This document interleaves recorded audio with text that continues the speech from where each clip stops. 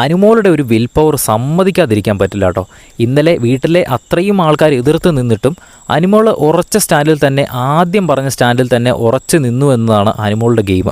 അനുമോളെ കംപ്ലീറ്റ് ആയിട്ട് അങ്ങനെ സപ്പോർട്ട് ചെയ്യാനും പറ്റത്തില്ല. അനുമോളുടെ ഈഗോ കാരണം ആ ഒരു ഗെയിമിൻ്റെ ഫൺ എലമെൻറ്റ് അല്പം കുറഞ്ഞു പോയിട്ടുണ്ട്. പക്ഷേ അനുമോൾ എന്ന ഇൻഡിവിജ്വൽ പ്ലെയറിൻ്റെ ഗ്രാഫ് നല്ല രീതിക്ക് ഉയർന്നിട്ടുണ്ട് എന്ന് തന്നെ വേണം പറയാൻ. കാരണം വീട്ടിലെ സ്വേച്ഛാധിപതികളായ നെവിനും ജിസേലും വന്ന് പറഞ്ഞിട്ടും ക്യാപ്റ്റൻ വന്നിട്ടും ബാക്കി വീട്ടിലെ ആണുങ്ങളായാലും പെണ്ണുങ്ങളായാലും ബാക്കി അത്രയും പേര് എതിർത്ത് നിന്നിട്ടും അതിനെതിരെ ഒറ്റയ്ക്ക് ശബ്ദമുയർത്തി ആ പറഞ്ഞ സ്റ്റാൻഡിൽ തന്നെ നിൽക്കുക എന്നത് നിസ്സാര കാര്യമൊന്നുമല്ല. 4 സൈഡിൽ നിന്നും അത്രയും പ്രഷർ ഉണ്ടായിട്ടും ഒറ്റയ്ക്ക് പറഞ്ഞ സ്റ്റാൻഡിൽ തന്നെ ഉറച്ചു നിന്നു പറഞ്ഞാൽ അത് അത്രയും നിസ്സാര കാര്യമല്ല.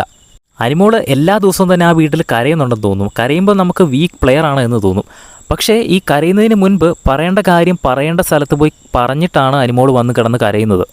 ഇന്നലെ ബാക്കി വീട്ടിലുള്ള ക്യാപ്റ്റന് സ്കോർ ചെയ്യാനുള്ള അവസരമുണ്ടായിരുന്നു.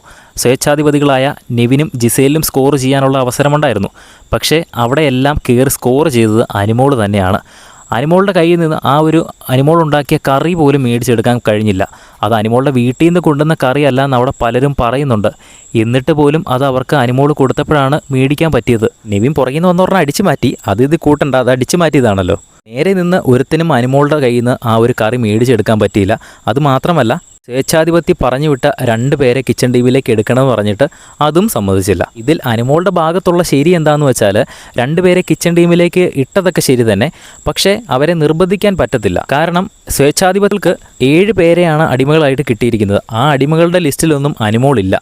അപ്പോൾ അനുമോൾ സ്വേച്ഛാധിപതികൾ കേൾക്കേണ്ട കാര്യമൊന്നുമില്ല. പക്ഷേ അനുമോളൊന്ന് സഹകരിച്ച് നിന്നിരുന്നെങ്കിൽ ആ ഒരു ഗെയിമിൻ്റെ ഫൺ എലമെൻ്റൊക്കെ വന്ന് ആ ഒരു ഗെയിം അടിപൊളിയായേനെ. പക്ഷേ അനുമോൾ സഹകരിക്കാത്ത എന്താണെന്ന് വെച്ചാൽ രേന ഫാത്തിമ അവിടെ ഓൾറെഡി വന്ന് ട്രിഗർ ചെയ്തുകൊണ്ടിരിക്കുകയാണ്. എന്തിനാ അനുമോളെ ഇത്ര ഈഗോ, എന്തിനാ അനുമോളെ ഇങ്ങനെ പിടിവാശി കാണിക്കുന്നത് എന്നിങ്ങനെ പറഞ്ഞ് കുത്തിത്തിരിപ്പുണ്ടാക്കുന്ന സംസാരം പറഞ്ഞുകൊണ്ടിരുന്നാൽ ആരായാലും സമ്മതിക്കത്തൊന്നുമില്ല. ഇന്നലെ അനുമോൾ കറിയെല്ലാം ഉണ്ടാക്കി കഴിഞ്ഞിട്ട് ജിസേൽ അല്പം എടുക്കാൻ വരുന്നുണ്ട്. വീട്ടിലെ സ്വേച്ഛാധിപതിയാണ്, സർവ്വാധികാരമുള്ള ഒരാളാണ് കറി എടുക്കാൻ വന്നത്. എന്നിട്ടും കറി കൊടുത്തില്ല. അനുമോൾ പിടിച്ചു വെച്ച്, ഇത് ഞാനുണ്ടാക്കിയ കറി, ഞാനിപ്പോൾ തരത്തില്ല, എല്ലാവർക്കും കൊടുക്കുന്നൊരു സമയമുണ്ട്, അപ്പോഴേ തരത്തുള്ളൂ. ഇവിടെ സ്വേച്ഛാധിപതികൾക്ക് വേറെ കറി ഇവിടെ ആരാണ്ട് വെച്ചല്ലോ, അതല്ലേ നിങ്ങൾക്കുള്ള കറി, അത് പോയി എടുക്കുക എന്ന് പറഞ്ഞ് സ്വേച്ഛാധിപതിക്ക് പോലും കറി കൊടുക്കുന്നില്ല. കറി അങ്ങ് പിടിച്ചു വെക്കുകയാണ്. തരത്തില്ല എന്ന് തന്നെ നമുക്ക് പറഞ്ഞുകൊണ്ടിരിക്കുക. വേറെ എന്താ ചെയ്യാൻ പറ്റുന്നത്? അവിടെയും അത്രയും ആൾക്കാരുണ്ട്. വേറെ സ്വേച്ഛാധിപതി വിചാരിച്ചിട്ടോ അവിടുത്തെ ക്യാപ്റ്റൻ വിചാരിച്ചിട്ടോ അനുമോളുടെ കയ്യിൽ നിന്ന് ആ ഒരു കറി മേടിച്ചെടുക്കാൻ പറ്റിയില്ല. അവിടെയാണ് അനുമോൾ സ്കോർ ചെയ്തത്.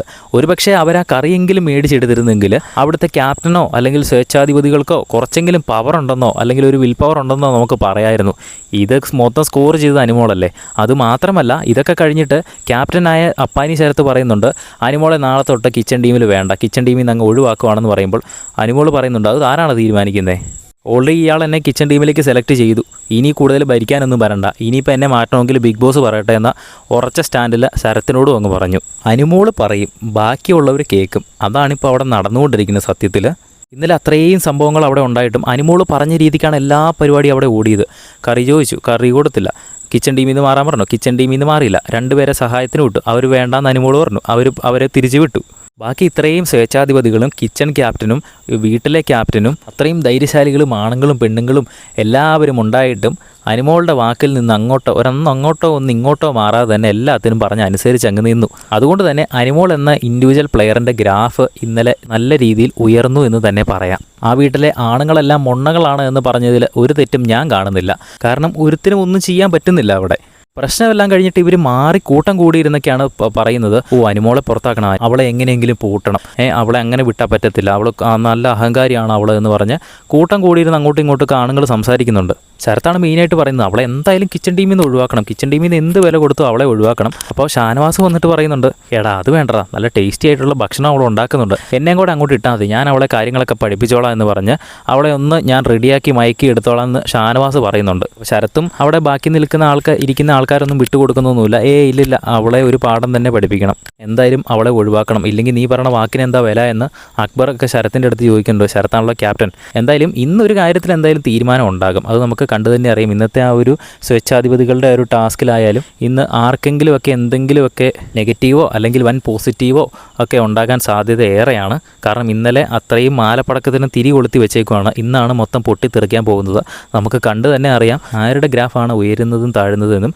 നിങ്ങൾക്ക് അനിമോളുടെ ഗെയിം ഇന്നലെ ഇഷ്ടപ്പെട്ടെങ്കിൽ താഴെ ഒന്ന് കമൻറ്റ് ചെയ്യുക, വീഡിയോ ഒന്ന് ലൈക്ക് ചെയ്യുക. ബിഗ് ബോസ് അപ്ഡേറ്റുകൾക്കായിട്ട് നമ്മുടെ ചാനൽ ഒന്ന് സബ്സ്ക്രൈബ് ചെയ്യുക.